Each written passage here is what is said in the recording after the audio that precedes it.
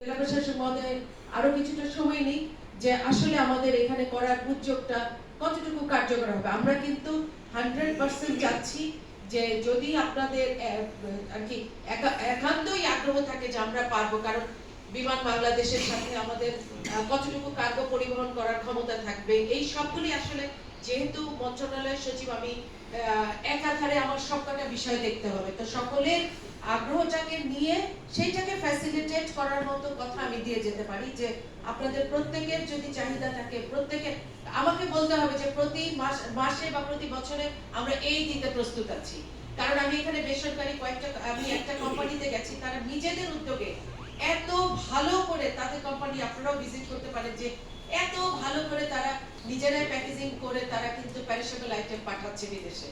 তো এইরকম করে নিশ্চয়ই আরো অনেকে আছেন যারা নিজ উদ্যোগে পাঠাচ্ছেন এখান থেকে, কিন্তু সরকারের সহায়তায় সরকারের কার্গো কমপ্লেক্স ফ্যাসিলিটিটা আজকে সকালে আমি পুরো টিমটা নিয়ে ভিজিট করে সত্যিকার অর্থে আমার কিন্তু চোখে পানি চলে আসছিল। একটা এত সুন্দর ফ্যাসিলিটি তৈরি করা আছে যে ready to provide the service, কিন্তু এই সার্ভিসটা আমরা নিতে পারছি না। ওখানে যে এখানে ইঞ্জিনিয়ার যারা আমাকে বললো যে যে ফ্লোরের যে কনস্ট্রাকশনটা এইটা ঢাকার চেয়েও অনেক বেটার। তো এবং এখানে যে মেশিনগুলা এত হিউজ আর দামি মেশিনগুলো এখানে স্থাপন করা হচ্ছে, এত সিকিউরিটি ইনট্যাক একটা প্রতিষ্ঠান আছে, কিন্তু আমরা ব্যবহারটা নিতে পারছি না, যেটা দুঃখজনক। আমাদের সামগ্রিকভাবে এটা দুঃখজনক। তা আমরা এটাকে কিভাবে সর্বোত্তম ব্যবহার করতে পারি এটা আমাদেরকে দেখতে হবে যে কোনো ভাবে।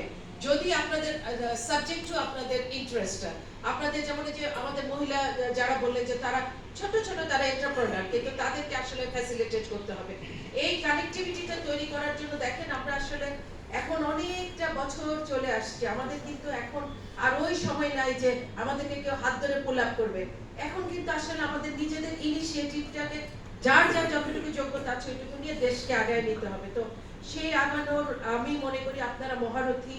আপনারা এখানে সবাই আজকে খুব অল্প সময়ে এসেছেন জেলা প্রশাসনের ডাকে। আমাদের এখানে অতিরিক্ত সচিব নাসের এটার পিছনে একটা অনেক হার্ডওয়ার্ক করেছে। আমাদের এই হার্ডওয়ার্কটা আপনারা ব্যর্থ হতে দিবেন না, এবং এই হার্ডওয়ার্কের সাথে জড়িত আছে আমাদের মন্ত্রণালয় প্রত্যেকে, আমাদের বিমান সেক্রেটারি জেলা, এই যে আমাদের একটা হার্ডওয়ার্ক, আমাদের যে একটা সদিচ্ছা কিন্তু আমরা আপনাদের কাছে রেখে যাচ্ছি। যে ওই যে আপনারা একটা কথা বলেন যে কেউ নতুন আসলে অনেক কথা বলে, অনেক প্রত্যাশা দিয়ে যায়, পরে করে না, এটা কিন্তু সঠিক নয়।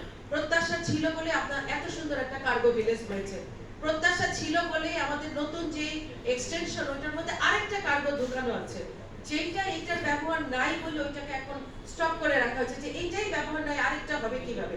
আপনাদের প্রত্যাশাগুলোকে কিন্তু আমরা ছুঁতে চাই, আমরা সেটার বাস্তব রূপ দিতে চাই, কিন্তু হয়ে যাওয়ার পরে তারপরেও যে বিষয়গুলো আসে সেই বিষয়গুলোকে আমাদের অ্যাড্রেস করতে হবে।